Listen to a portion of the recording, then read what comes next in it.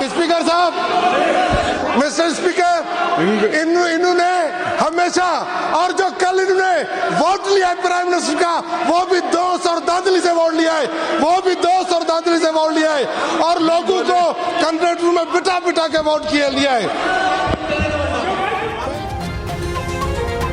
Sindh assembly में बागी अरकान के हुकूमती बेंचों पर बैठने पर हंगामा। अपोजिशन और हुकूमती अरकान शोर शराबा करते रहे। हिज़्ब इख्तिलाफ ने एजेंडे की कॉपियां फाड़ दी।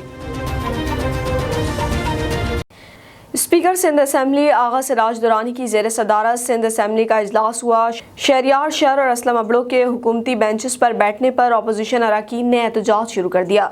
हुकूमती अरकान ने अपोजिशन के नारों का भरपूर जवाब दिया, जिस पर ऐवान मछली मंडी का मंजर पेश करने लगा। इजलास में लोटे लोटे के नारे भी लगाए गए, जिसके बाद स्पीकर ने इजलास 10 मिनट के लिए मुलतवी कर दिया। स्पीकर सिंध असेंबली आगा सिराज दुरानी का कहना था कि ये कोई तरीका नहीं। अफसोस है अरकान को रूल्स का पता ही नहीं। ये किताब अपने मुंह पर मारें, रूल 8 में जाएं, देखें। इस तरह का रवैया नहीं अपनाया जा सकता।